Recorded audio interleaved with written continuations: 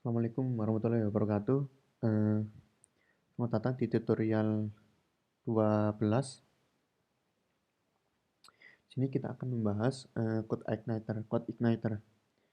Nah, Code Igniter ini adalah salah satu framework yang digunakan untuk PHP atau pengembangan web nantinya. Kita akan menggunakan Code Igniter.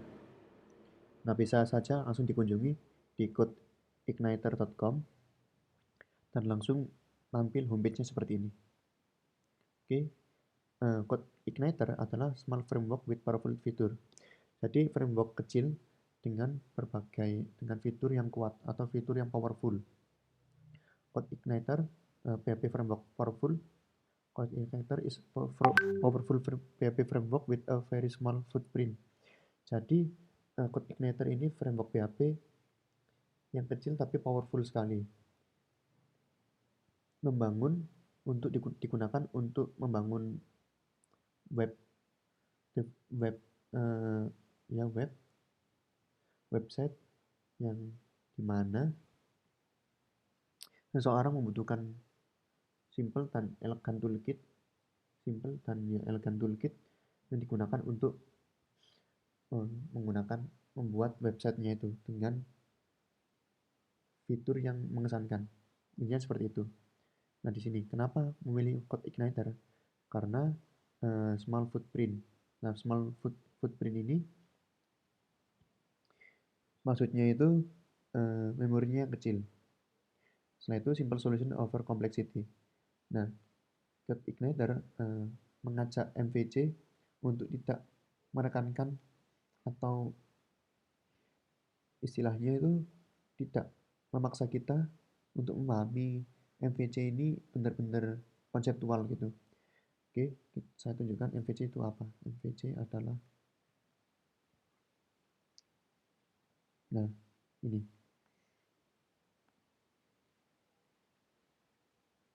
Nah, MVC ini adalah model view controller atau yang dapat disingkat dengan MVC, sebuah pola arsitektur dalam membuat sebuah aplikasi dengan cara memisahkan kode menjadi 3 bagian yang terdiri dari model, view, controller. Model, bagian yang bertugas untuk menyiapkan, mengatur, memanipulasi, dan mengorganisasikan data yang ada di database. View, bagian yang bertugas untuk menampilkan informasi dalam bentuk graphical user interface. Controller, bagian yang bertugas untuk menghubungkan serta mengatur model dan view agar dapat saling terhubung. Nah, kita coba bahas MVC sebentar.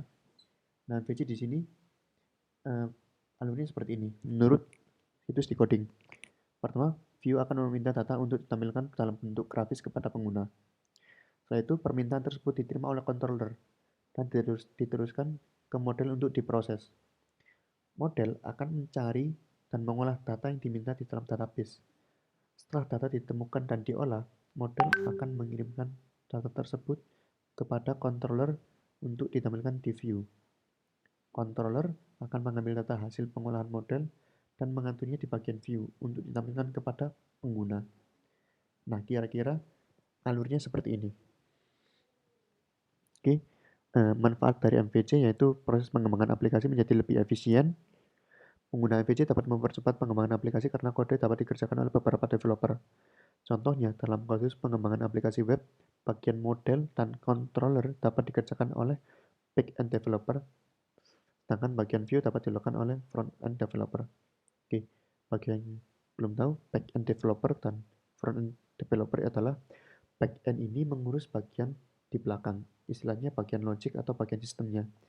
Front-end ini dikhususkan untuk mengurus bagian tampilan, halaman, atau interaksi-interaksi yang berhubungan dengan pengguna. Seperti itu singkatnya. Nah, itu ada penulisan kode menjadi lebih rapi. Karena dibagi menjadi 3 bagian, maka penulisan kode akan jadi lebih rapi dan memudahkan developer lain untuk mengembangkan kode tersebut. Dapat melakukan testing dengan lebih mudah. Untuk memastikan seluruh aplikasi bekerja sesuai dengan rencana, maka langkah testing atau uji coba wajib dilakukan. Dengan menggunakan model view controller ini, maka proses uji coba dapat dilakukan pada setiap bagian. Selanjutnya, perbaikan bug atau error lebih cepat untuk diselesaikan. Penggunaan MVC dapat memudahkan developer untuk memperbaiki error atau bug yang terjadi. Setelah itu, mempermudah pemeliharaan. Konsep MVC dapat mempermudah pemeliharaan aplikasi karena skrip atau coding lebih rapi terstruktur sehingga mempermudah developer dalam proses pemeliharaan aplikasi. Oke, singkatnya MVC ini mempermudah kita dalam pengembangan di framework yang kita terapkan nantinya di website kita, web aplikasi.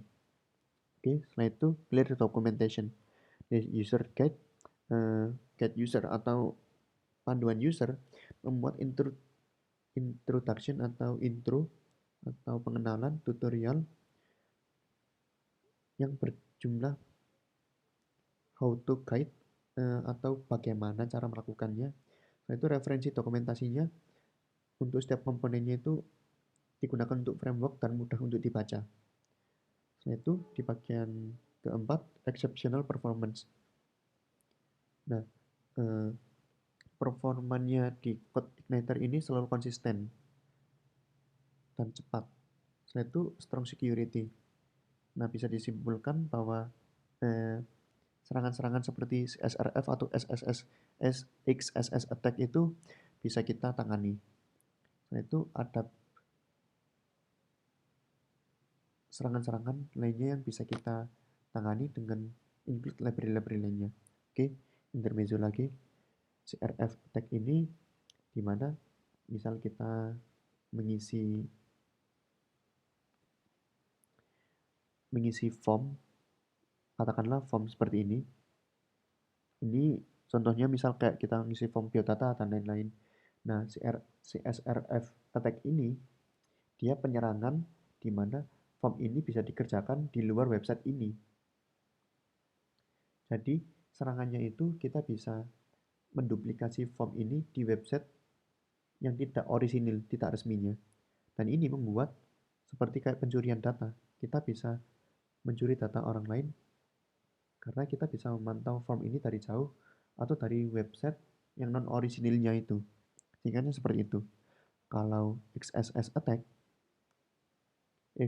attack ini dimana misal ada ya kita bisa ambil contoh form lagi, kita bisa mengetikkan sintaks JavaScript atau sintaks yang lainnya dengan tujuan untuk merusak tampilan website atau merusak sistem-sistem website kita.